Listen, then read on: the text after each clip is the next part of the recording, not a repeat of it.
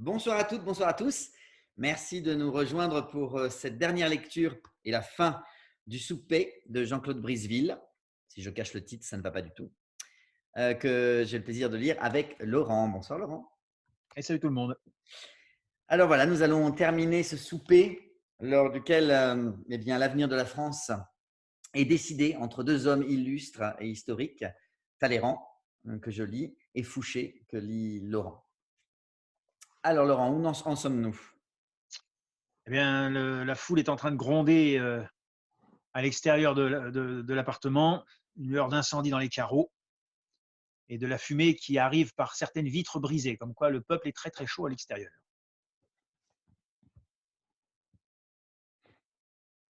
Il prépare l'assaut final. Alors, je ne crois pas. Quelques furieux qui ont dû allumer un feu de paille. Ils s'excitent tout seuls, Toujours aussi nombreux? encore plus. Inquiet, Fouché? J'aime l'ordre, vous le savez. Ah, s'il y avait une tête à la police. À trop attendre, nous risquons d'être débordés. Nous serons balayés, monsieur Fouché. Vous avant moi. On passe le premier quand on s'appelle Talleyrand. Oui, monsieur, on vous arrachera tous vos habits, on vous jettera à la rue et vous regarderez filer dans le ruisseau vos flanelles et vos caleçons, tout nus, appuyés sur votre chambre de fer. Êtes-vous malheureux, Fouché?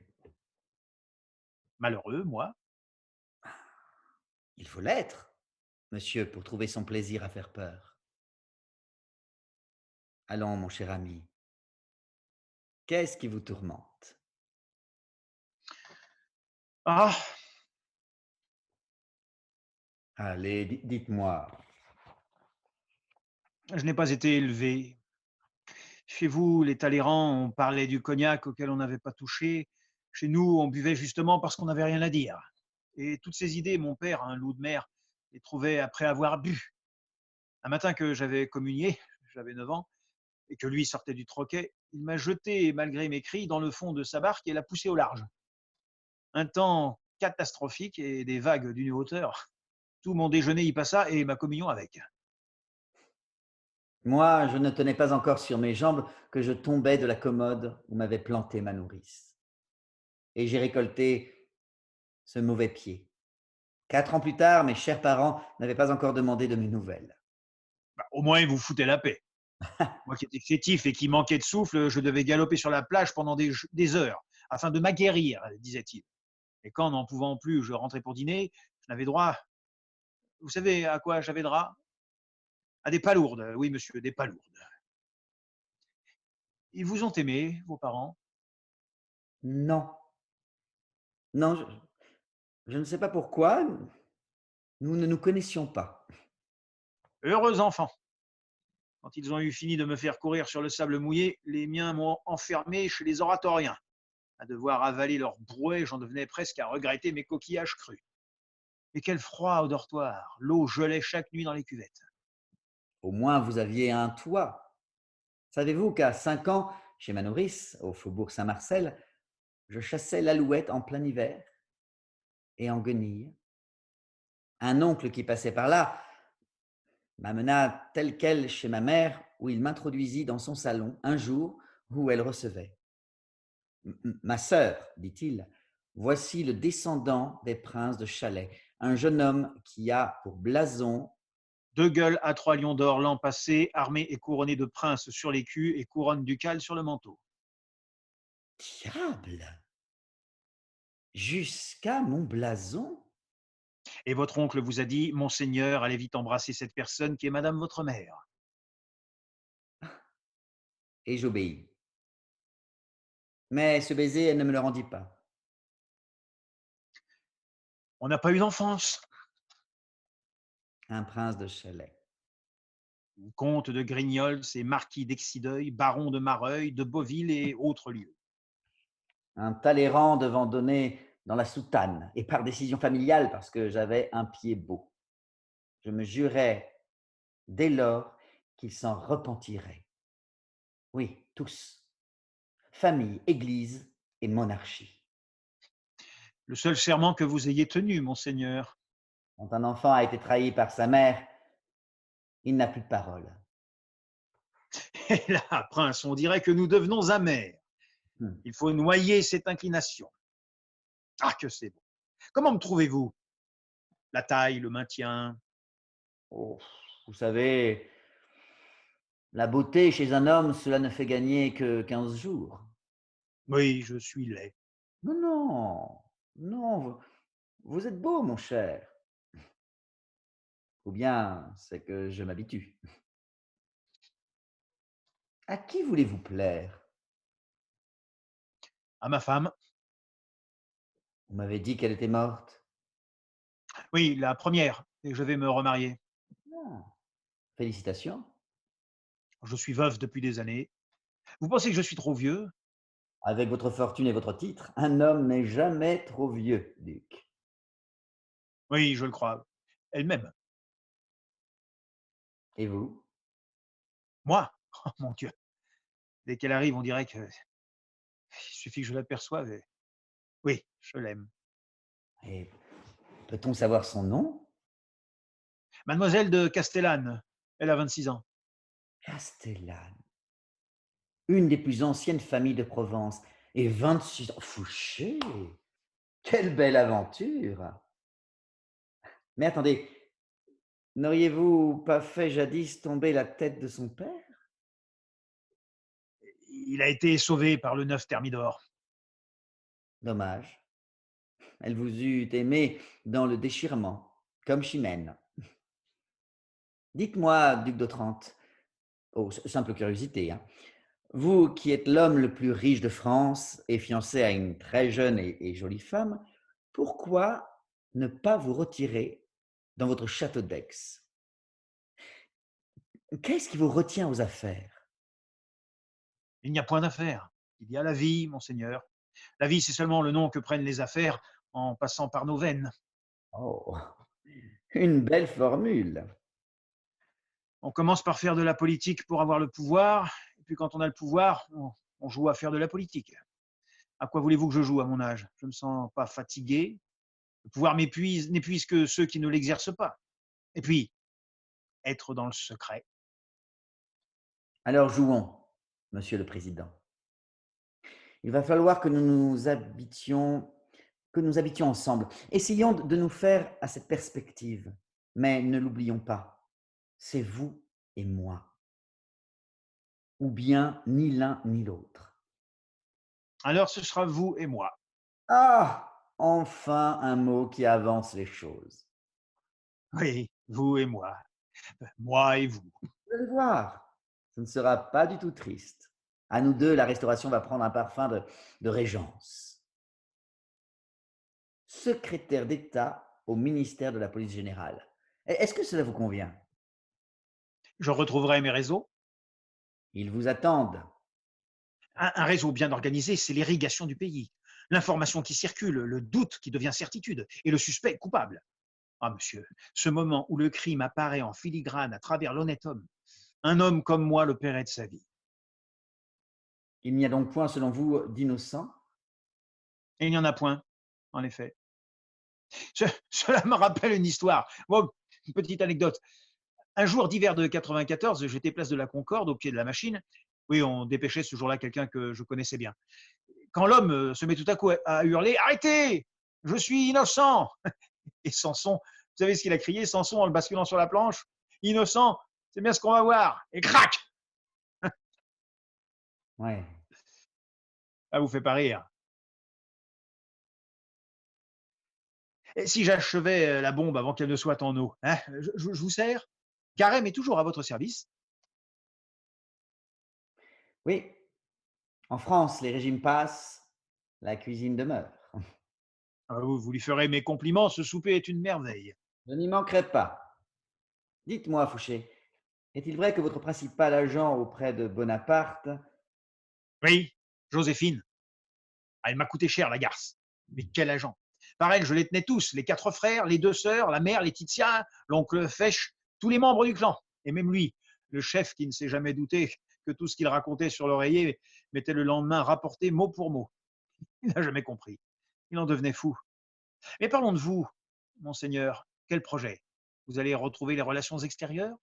On me connaît bien en Europe et le roi ne l'ignore pas. Et vous qui avez toujours voulu disposer des événements, vous voilà de nouveau en passe de les faire.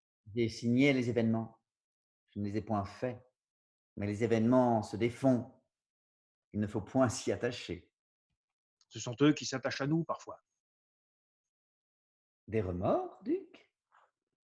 Occupez-vous des vôtres. Oui, je vous le promets. Mais moi, puis-je compter sur vous ce soir à Saint-Denis? Vous m'accompagnerez chez le roi? Si vous pouvez me garantir, Feuille de la police? Il est à vous, Fouché. Et l'amnistie pour vos amis, pleine et entière. en ce cas, je viendrai. Et maintenant, je vais aller dormir. Il ne faudrait pas que demain, je restasse les deux genoux cloués au sol devant le fils de Saint-Louis. À ce soir, je viendrai vous prendre à 10 heures en voiture pour vous conduire à Saint-Denis. Je serai prêt. Qu'est-ce qui a pu vous pousser à obtenir sa mort? Vous ne pouviez ignorer qu'il ne complotait pas, qu'il était tout à fait inoffensif. Pourquoi l'avez-vous fait assassiner? Les royalistes relevaient la tête. Il fallait faire frapper haut, faire un exemple. Il me semblait que nous étions d'accord à ce sujet.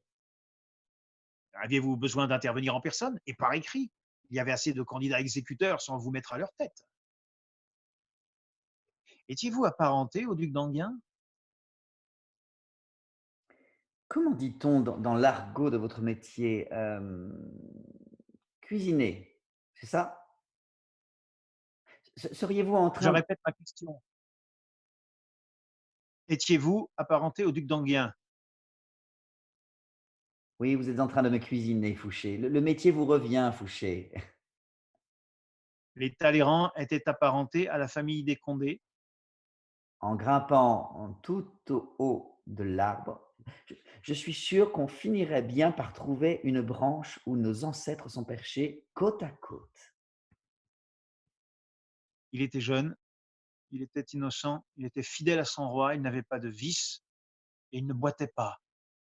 Un homme de soleil et qui vous regardait chaque matin dans le miroir quand on poudrait votre visage d'ombre.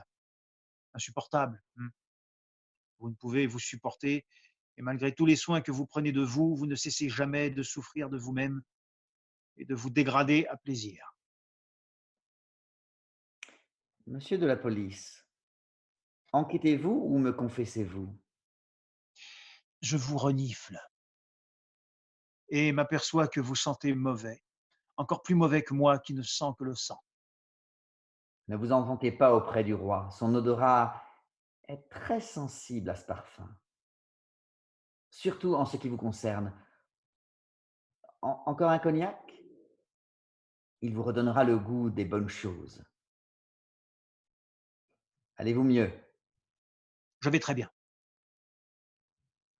Alors pourquoi me cherchez-vous querelle? Au nom de quoi? Vous êtes surprenant, mon cher. Sur les 1 heure du matin, vous êtes Je me surprenant. suis assez expliqué, l'histoire jugera. Bien. Eh bien, buvons à l'immobilité de l'histoire et au mouvement des affaires. Et au nouvel ancien régime, au fils de Saint-Louis, à notre amitié et feu, feu sur les bonnets rouges. Et au néant, au 30, au néant.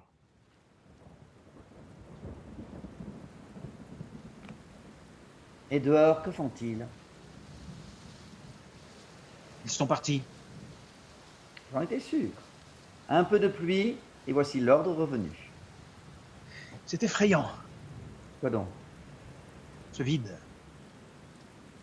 En somme, cette nuit, tout vous effraie. Un peu plus de dessert? Je voudrais qu'on m'ouvre la porte. Qu'on m'ouvrit, Fouché, qu'on m'ouvrit la porte. Bien, si vous voulez partir, ouvrez vous-même. Elle n'est pas fermée à clé, cette porte. Cela ne chierait pas au président du gouvernement provisoire. Un homme omnipotent, mais qui ne ferait pas 3 pas seul dans l'obscurité. Les valets sont peut-être là, à vous guetter dans l'ombre. mes valets. À moins qu'il soit à vous. Ah, cette nuit, seul le diable le sait. S'il vous coupait la gorge, je ne les dénoncerais pas. On saurait tout de suite d'où vient le coup. Hmm. Allez, on s'est assez fait peur pour cette nuit, Fouché. Oui, vous avez raison. Le temps nous est compté. Nous sommes vieux et si riches, et nous allons bientôt mourir. Est-ce juste de se voir tout reprendre en un instant et d'être tout à coup comme celui qui n'a rien eu et qui n'a rien été? Cultivez la mélancolie. Elle vous fait tout doucement à l'idée de la mort. Ne me parlez plus de la mort au moment où tout recommence. Je vous l'avais bien dit que nous en arriverions à un accord. Mais j'en étais persuadé, et à égalité de force. Ah oui, pour l'instant. Fouché, pourquoi épousons-nous? Des hommes comme nous devraient se contenter du mariage politique. Il est tellement plus passionné. Soignez-vous bien, mon cher ami. Sans vous, je serais veuf. Allez, allez vous reposer. Et ce soir, chez le roi, n'oubliez pas. Comptez sur moi. Vous n'aurez qu'à vous mettre à genoux et baiser sa main. Et moi, je serai là pour vous bénir. Fouché, ne me faites pas rire.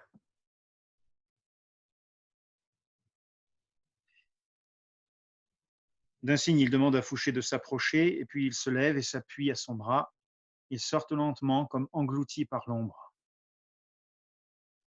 Chateaubriand note dans ses mémoires d'outre-tombe: je me rendis à Saint-Denis, introduit dans une des chambres qui précédaient celle du roi, et je ne trouvai personne. Je m'assis dans un coin et j'attendis. Tout à coup, une porte s'ouvre. Entre silencieusement le vice appuyé sur le bras du crime. Monsieur de Talleyrand, marchant soutenu par monsieur Fouché. La vision infernale passe lentement devant moi, pénètre dans le cabinet du roi et disparaît. Fouché venait de jurer foi et hommage à son seigneur. Le féal régicide à genoux mit les mains qui firent tomber la tête de Louis XVI entre les mains du frère du roi martyr. L'évêque apostat fut caution du serment. Voilà. C'était donc le souper de Briseville. On est heureux avec Laurent de vous avoir fait découvrir ou redécouvrir peut-être cette pièce de théâtre. Merci beaucoup Laurent d'avoir partagé ce moment. Avec grand plaisir. À très bientôt. Oui, à très bientôt. Ça nous manque quand même d'être sur scène ensemble avec l'équipe. Mais bon, on n'a pas le choix. Donc, on vous embrasse bien fort. On vous dit surtout portez-vous bien de la part de toute l'équipe et à très bientôt, on espère. À bientôt.